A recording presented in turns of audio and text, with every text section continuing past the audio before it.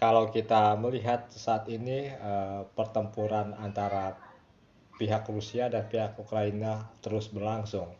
Tetapi memang di sini ada bias dari media. Media Barat selalu menggambarkan bahwa pasukan Ukraina ini unggul di segala medan pertempuran, bahkan pasukan Ukraina berhasil memukul mundur tentara Rusia.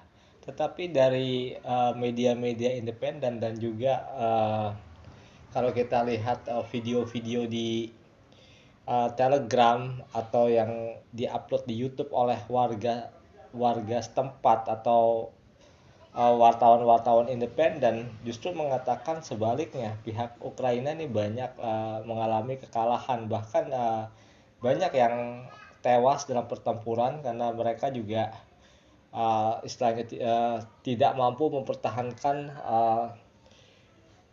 diri mereka dalam serangan-serangan yang dilakukan oleh pihak Rusia.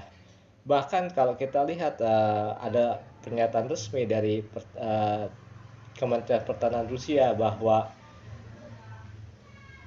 menyatakan bahwa diperkirakan sekitar 45.000 tentara Ukraina telah tewas dalam 2 bulan terakhir, yaitu Juni-Juli 2023. Pihak Ukraina juga telah kehilangan lebih dari 5.000 kendaraan tempur tanpa bisa menembus pertahanan Rusia.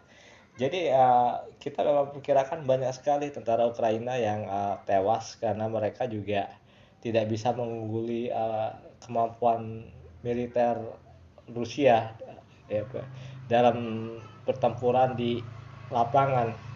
Bahkan kita melihat juga banyak sekali wilayah-wilayah di Ukraina yang akhirnya berhasil diduduki oleh Rusia, dan sampai sekarang kemampuan untuk merebut kembali kota-kota yang telah diduduki itu masih agak sulit bagi pasukan Ukraina. Bahkan hal ini terus berlangsung dan pihak Ukraina terus menjadi korban dari pertempuran ini. Oleh karena itu memang harus ada upaya segera untuk bisa menambahkan antara pihak Ukraina dan Rusia. Walaupun hal ini tidak mudah karena ini menyangkut kepentingan blok barat, dan juga Rusia harus mempertahankan integritas wilayah mereka. Jadi memang ada dua poin yang tidak bisa bertemu karena ini mengenai masing-masing adalah mengenai kepentingan nasional dari kedua blok ya.